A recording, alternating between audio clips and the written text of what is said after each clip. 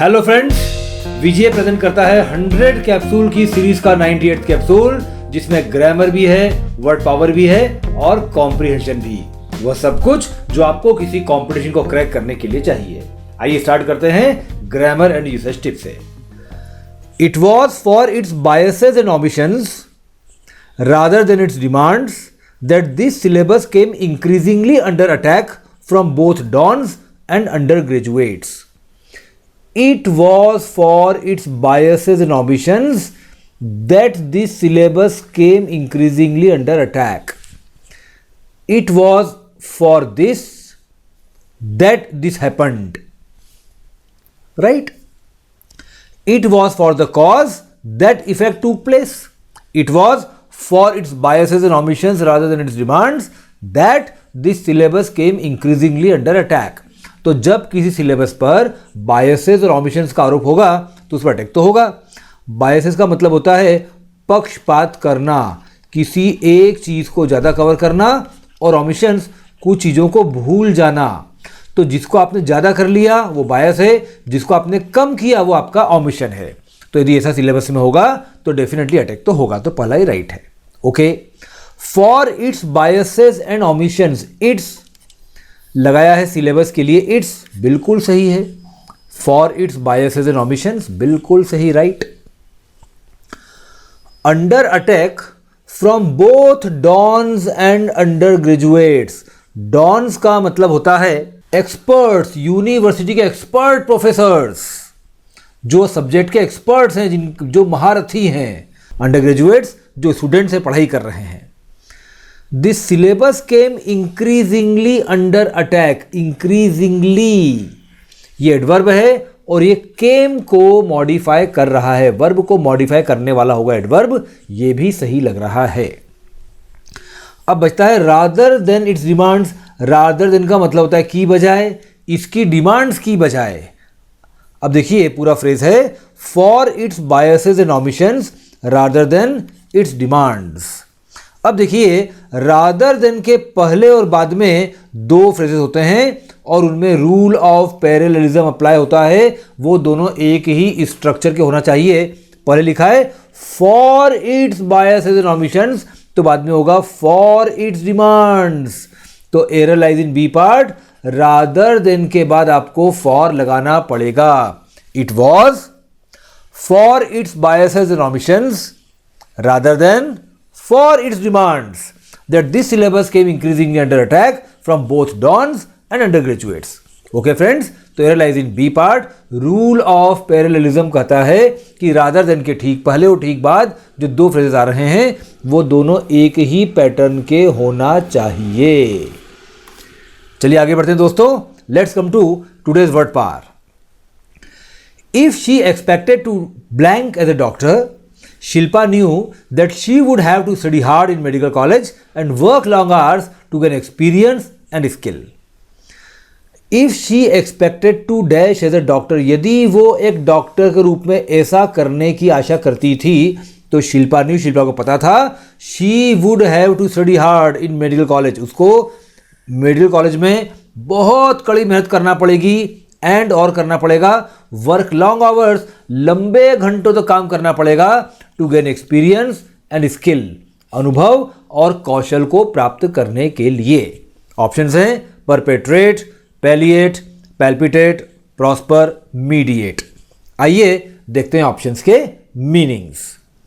परपेट्रेट लगाते हैं किसी क्राइम के लिए, किसी रॉन्ग के लिए, to do something that is illegal, harmful और डिसऑनेस्ट, जो गैरकानूनी है, नुकसानकारक है या बेईमानी से भरा हुआ है, ऐसा कोई काम करने को बोलते हैं परपेट्रेट।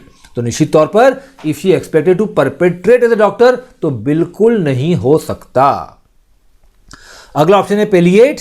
पेलिएट का मतलब होता है to reduce the pain and suffering, दर्द को और तकलीफों को कम करना।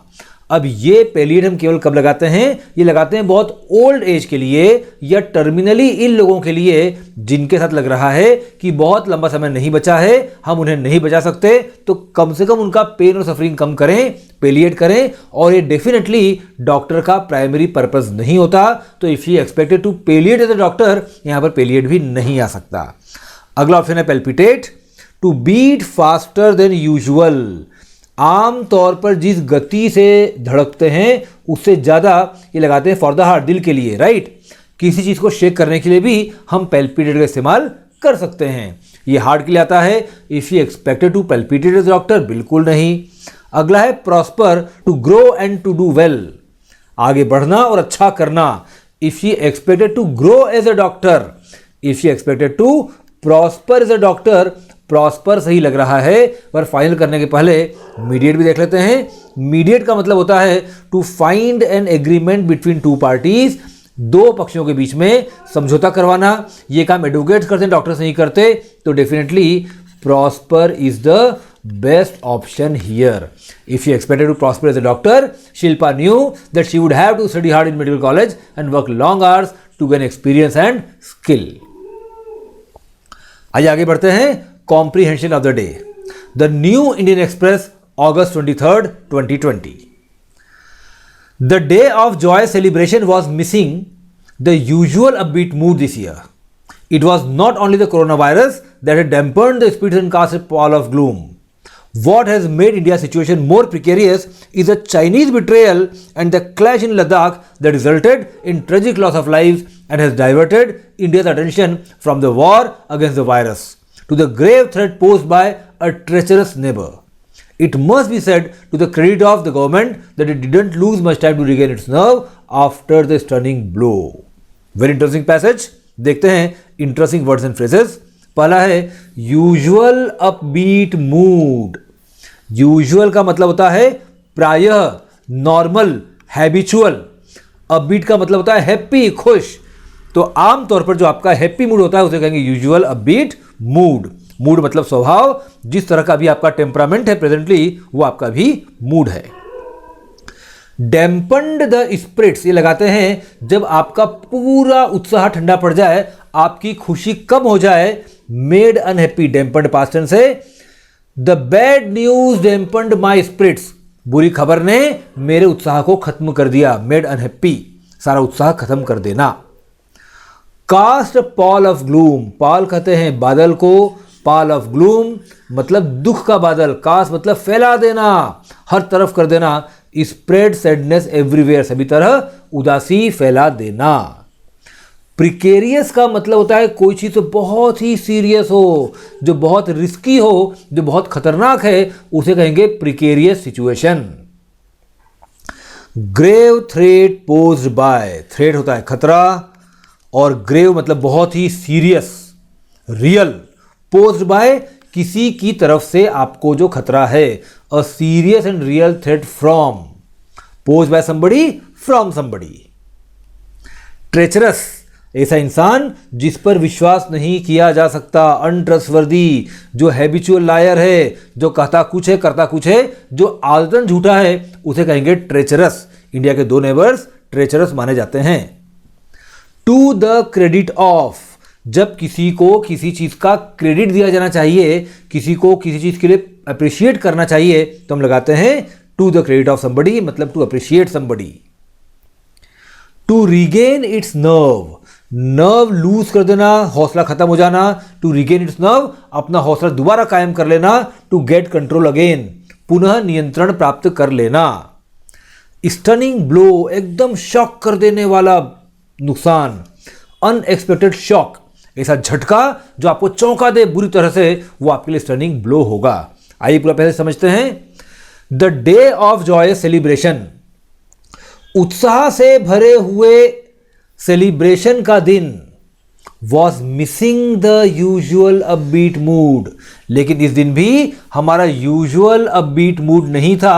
आमतौर पर हम जितने खुश होते हैं उतने नहीं थे दिस ईयर, इस साल हम अच्छे दिनों पर भी खुश नहीं थे। It was not only the corona virus that had dampened the spirits, यह अकेला कोरोना वायरस ही नहीं था जिसने पूरा उत्साह ठंडा कर दिया था, and cast a pall of gloom, और दुख के बादल फैला दिए थे। What has made India situation more precarious, जिस चीज ने भारत की अवस्था को ज्यादा गंभीर और खतरनाक बना दिया है, इज द चाइनीज बिट्रेयल, वह चीनी धोखा है जो चीन ने हमको धोखा दिया। एंड द क्लैश इन लद्दाख, और लद्दाख में जो मुठभेड़ हुई that resulted in tragic loss of lives, जिसका परिणाम हुआ कि बहुत ही दुखद हमें कुछ जानें गंवाना पड़ी एंड और हैज डाइवर्टेड इंडिया अटेंशन, और जिसने भारत के ध्यान को भटका दिया, डाइवर्ट कर दिया from the war against the virus, इस वायरस के खिलाफ युद्ध से, to the grave threat posed by a treacherous neighbour. और कहां डाइवर्ट कर दिया? एक धोखेबाज पड़ोसी द्वारा फैलाए जा रहे खतरनाक जोखिम के प्रति। It must be said to the credit of the government, सरकार को इस बात का अवश्य ही श्रेय दिया जाना चाहिए that it didn't loose much time, किसने ज्यादा समय खराब नहीं किया, टू रीगेन इट्स नर्व, दोबारा अपना नॉर्मल हौसला और कॉन्फिडेंस प्राप्त करने में आफ्टर द स्टनिंग ब्लो, एकदम चौंका देने वाले इस झटके के बाद। मतलब गवर्नमेंट ने तुरंत ही वापस चीजों को संभाल लिया और रास्ते पर पूरी इकोनॉमी और डिप्लोमेसी को लाने की कोशिश की। चलिए friends, I am very sure कि आपको ये चीजों का लाभ मिल रहा है। देखते रहिए, लाभ उठाते रहिए, नोट्स बनाते रहिए, और जो भी आपका फीडबैक हो, जो आपकी डिमांड्स हो, वो कमेंट्स में शेयर करते रहिए। Thank you, all the best, enjoy.